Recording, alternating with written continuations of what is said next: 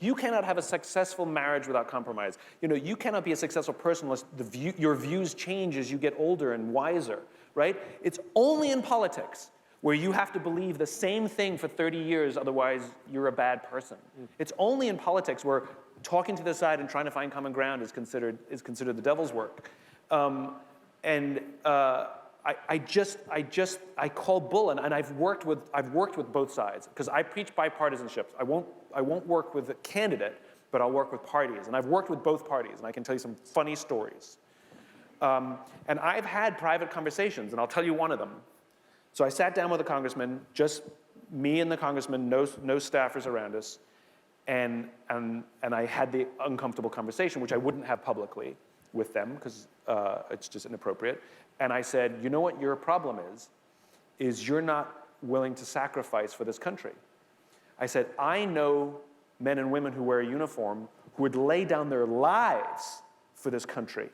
And you won't even give up your job for this country. Oh, and by the way, if you lost your election, you're going to become a lobbyist or some consultant, and you'll make more money than you've ever dreamed of. So my question is, what exactly are you losing, whether you keep your job or lose your job? The answer is nothing. Power. And, right.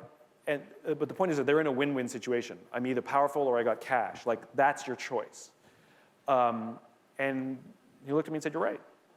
None of us are willing to, and this is not what our founding fathers intended. Our founding fathers intended that you would leave your law practice, you would leave your farm, you'd come and serve your nation for a few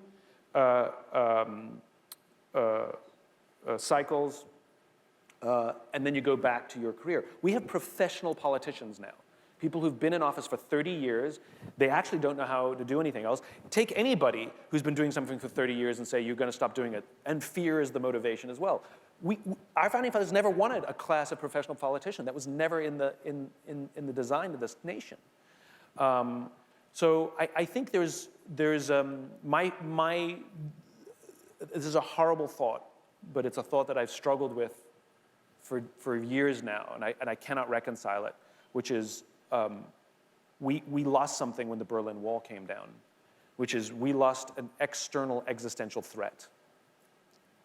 We always fought, we always disagreed, but at the end of the day, we could come together and say, ugh, that's not that. That threatens all of us. And so we could come together in defense of our beliefs in our nation. And when the Berlin Wall came down and we lost a perception, because it still exists, we just lost the perception of the external existential threat. What happens, it's a weird quirk of humanity, which is vision and positive stuff and all this stuff is all ethereal, but negative stuff is usually tangible. And so it's a weird quirk of humanity that I can more easily define what I stand for when I can see what I stand against. But if that thing that I stand against doesn't exist, then it's very hard for me to articulate what I stand for. And so I look for something that I'm against to help me understand what I stand for. And so if it doesn't exist outside our borders, I'm going to look inside our borders. And we start to see a massive increase of infighting inside our nation because we don't have any sense that there's something threatening us as a tribe.